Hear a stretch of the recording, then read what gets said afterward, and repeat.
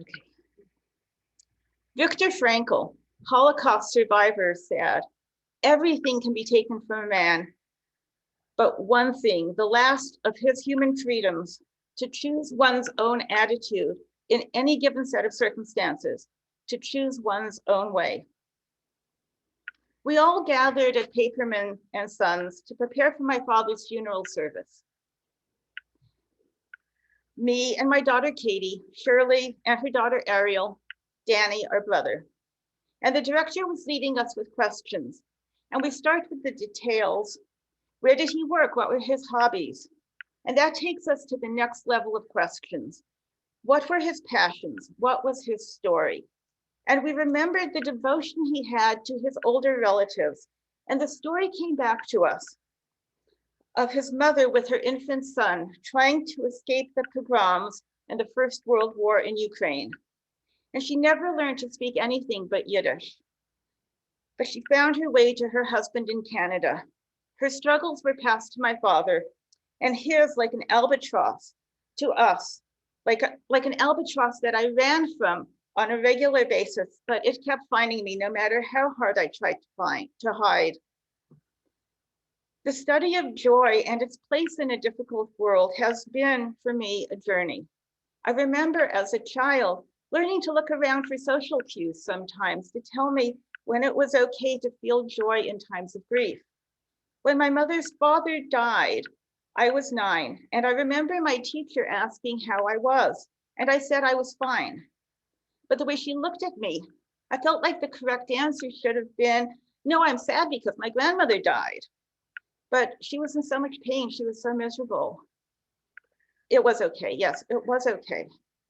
50 plus years later, after my father's funeral, there we were in the stretch limo to the cemetery. It was a long way to the cemetery, way out in the country.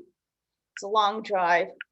And we were all quiet at first, but then we started with the memories, fun times we had as kids. But the most egregious things were somehow now the funniest because Shirley, Danny, and I now were connected in our irreverence, our celebration that in spite of it all, we had made it to joy. And the quizzical looks on Katie's and Ariel's faces were as precious as all the memories we formed that day. How do we as individuals balance joy and grief? How do we as a group assure that there is this balance that shows respect, but moves toward the positivity that is necessary for healthy and vibrant community? The Book of Joy, it's a wonderful book, is a conversation between the Dalai Lama and Archbishop Desmond Tutu. The Dalai Lama spoke from his mind, the Archbishop from his heart. I keep it close as a reference book on how to let joy into my life, even when there is hardship. The Dalai Lama talked about the ways that we can shape the perceptions of our experiences, as well as our thoughts about the world around us in order to have a positive mindset. He talked about how humility and an ability to laugh at oneself are important practices because they celebrate the connectedness to other human beings and take the focus away from the self. Ego and self-importance are obstacles to joy. The Dalai Lama, along with his people, has been in exile by China from Tibet since 1959, many becoming refugees. He said, when I only look at that, I worry. But when I look at the world, there are a lot of problems, even within the People's Republic of China. And then he talked about the Hui Muslim community and also the others outside of China who are suffering. He continued, when we see these things, we realize that not only do we suffer, but so do many of our brothers, human brothers and sisters. So when we look at the same event from a wider perspective, we reduce the worrying and our own suffering. Now, this wasn't a matter of seeing another's tragedy and realizing you don't have it so bad. And it's not a denial of pain or suffering either, rather recognizing that he had a shared experience with so many others in the world. He was able to turn his anguish into compassion. And by acting on that compassion, one can generate a sense of purpose, which translates to a sense of joy. The Archbishop said, discovering more joy does not, I'm sorry to say, save us from the inevitability of hardship and heartbreak. In fact, we may cry more easily, but we may laugh more easily too. Perhaps we are just more alive. Yet as we discover more joy, we can face suffering in a way that ennobles rather than embitters. We have hardship without becoming hard. We have heartbreak without being heartbroken.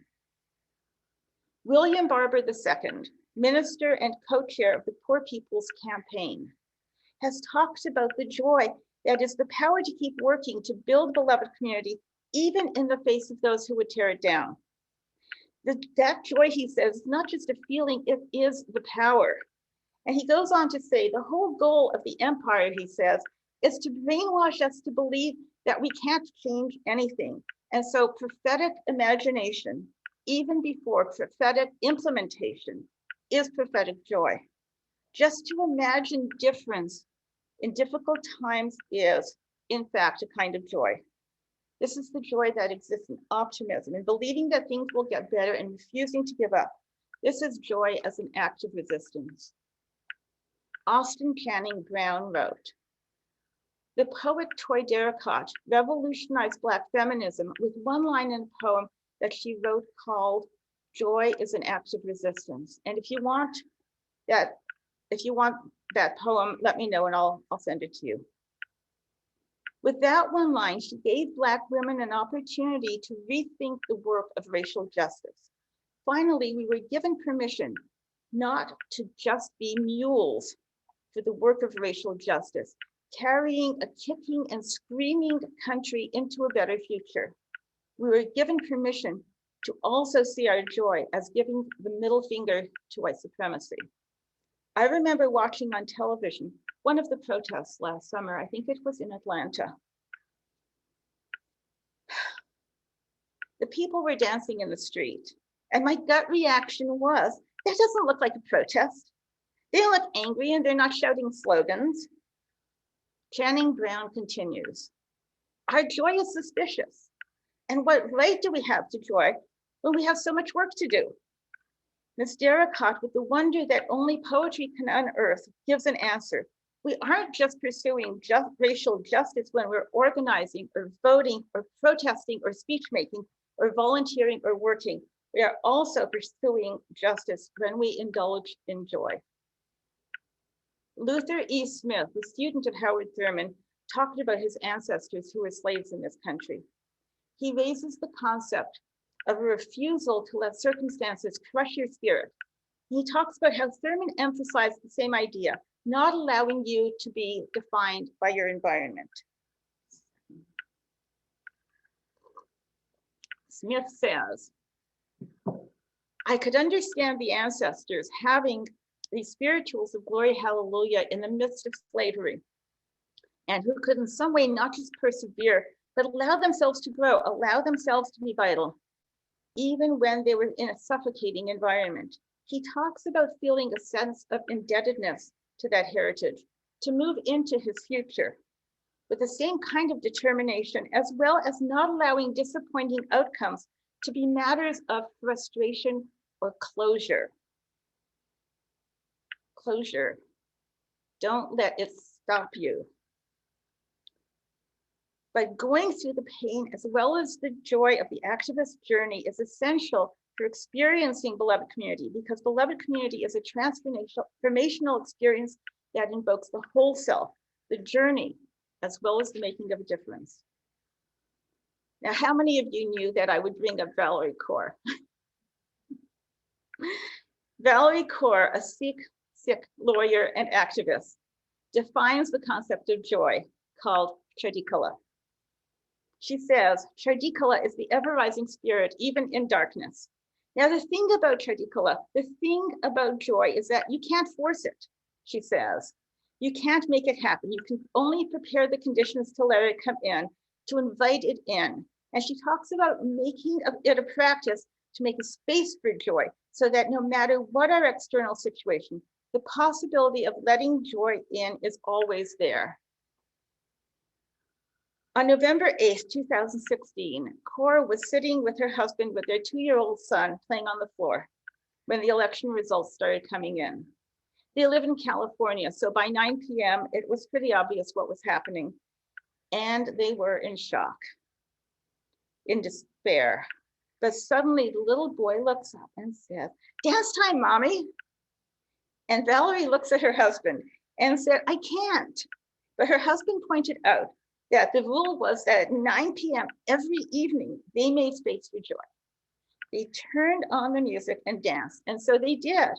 And the bubbly little 2-year-old worked his magic. And Valerie thought, "Oh, this feeling is joy."